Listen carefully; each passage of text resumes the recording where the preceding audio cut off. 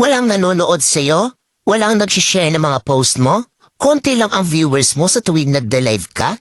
Hindi ka sinusuportahan ng mga kamag-anak mo? Kaibigan mo? Kakilala mo? Kapitbahay mo? Pinagtatawanan ka dahil sa pagre-reels mo? Pinagtatawanan ka dahil sa paggawa mo ng mga content? Ito ang tatandaan mo. Huwag kang huminto. Huwag kang susuko. Huwag kang papaapekto sa sasabihin ng ibang tao tungkol sa'yo.